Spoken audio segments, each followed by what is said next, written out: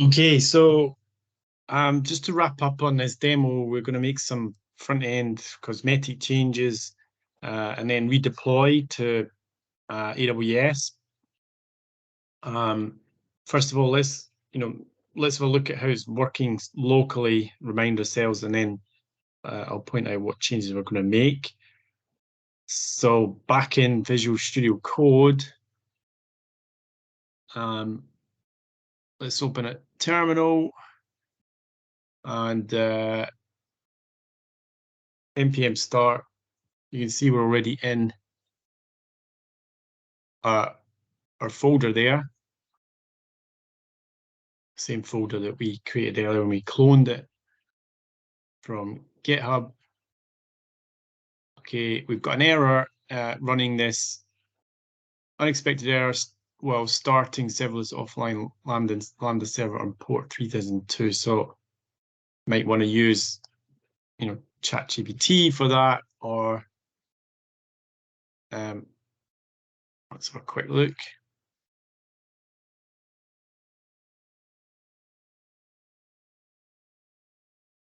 Okay, so I've just copied and pasted directly rather than asking a sort of natural language question, but it indicates there's already a process running on port 3002. So we can't start this one. I'm not going to read the rest because I have another one running in the background, so I'm just going to kill that.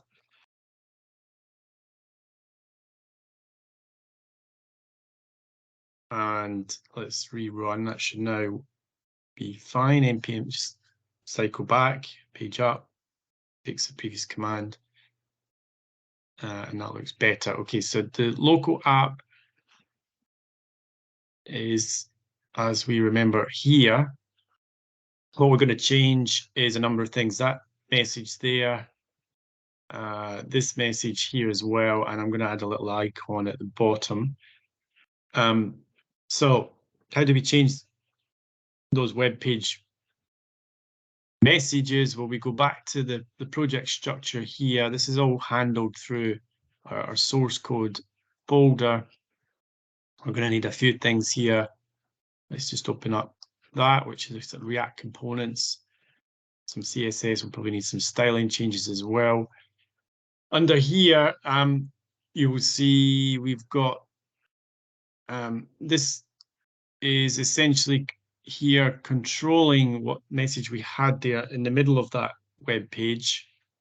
There's another message below it that we're going to change as well. First of all, this one uses a parameter here. And what we're going to do is update that parameters. It's pointing to config.app.title. Config comes from here. It's a variable that we've defined, which uses this module, which is stuck in our components folder. So let's have a look at that one. Components use config. There's a few things going on here. Some more parameters are used. So further level of abstraction here going on. Use context and config coming from here. So let's have a look at the config is coming from the server folder here and config. And you can see as we open that, the first line is that we import manifest from this folder, public. So there are 3 levels of abstraction here: public, manifest, and JSON. So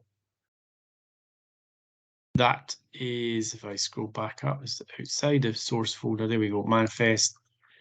And this is what we are seeing essentially on that web page. If I go back to here,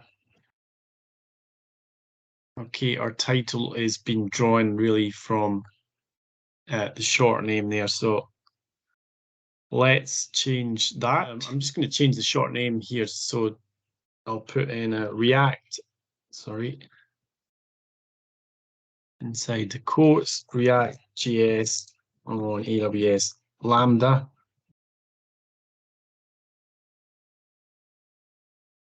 Now, if I press save here, what should in theory happen is that updates in real time. Let's just check that on the fly. So that message here where it said React app previously, if I now save this,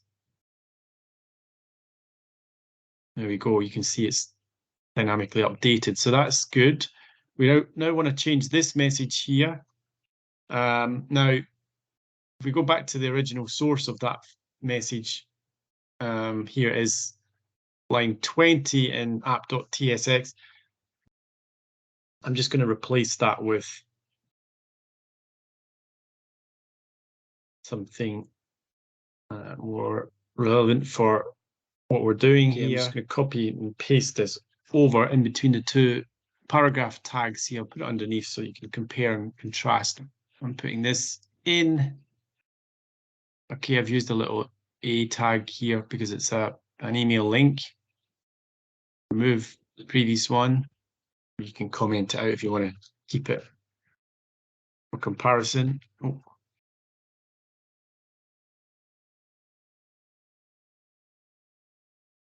There we go. And again, now if I do that on the fly, let's Control S to save it first. Our front end of our app now updates to that, and we've got an email link there. Last thing I'm going to do is add a little icon. So that's going to involve some CSS. Still in this file.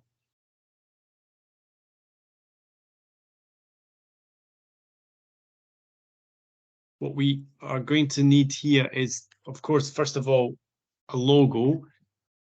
So I'm going to just drop a logo in our parent folder. Sorry, in the source code folder, so this pops up in here. Let me just drag and drop. All right. There we go. So I've just added that in underneath. Make sure it's underneath your source code.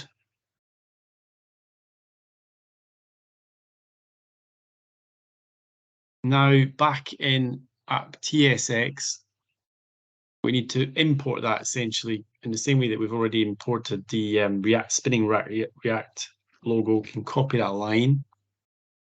We've imported our CE Tech icon here from file type is PNG, so you can see the PNG on the left there pops up with what we want. So that's importing it, but we're not using it yet. How do we use it? Well, we can add a little div below where we put the mail link.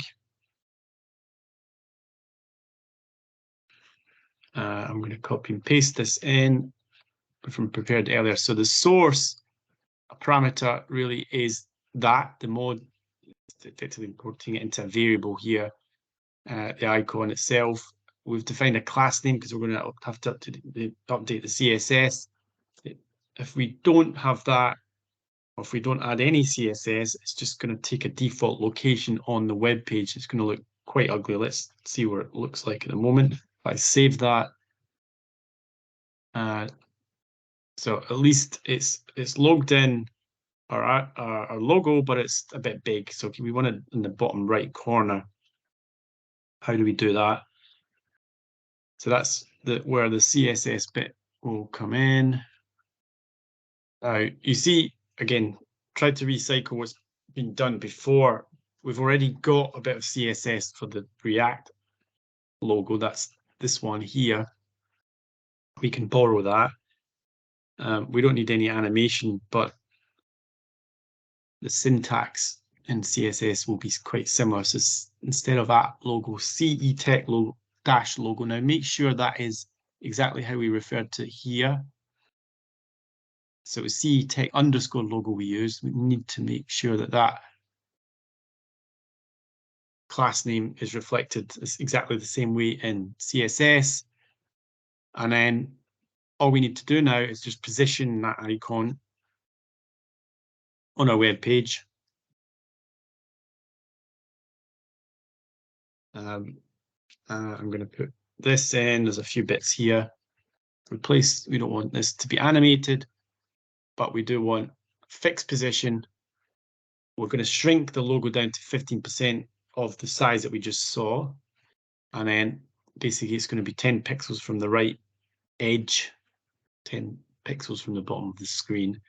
If I save that, fingers crossed, what we should see now is our logo there in the bottom right, so nicely placed. That's it. They're the local changes. What about redeploying that? Well, all we need to do now is go back to Visual Studio Code. Okay, you might want to kill the process Control C. So, and then we just run essentially our serverless deploy command again. So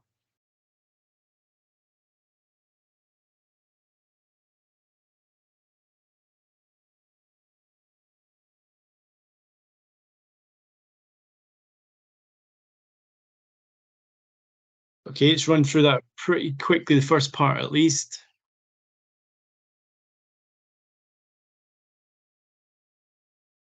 Okay, and then we're up again. The URLs, second version there is just for a sub URL, but click on the top one, Control and click. And there we have it. So we have, in fact, although I've killed the local app, I didn't close the browser, so you can still see it running. Compare it. Indeed, we have deployed the updated version. So that's it. Thank you all for listening. I hope it's been useful.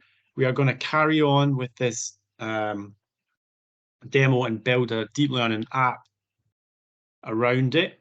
We'll use this boilerplate, but there are a few other integrations, of course. One to a trained deep learning model, which we're going to host on S3, and then the front end is going to change as well, so we can actually interact with the inference process. We'll complete that in a subsequent video. So thank you all for listening, and see you all soon.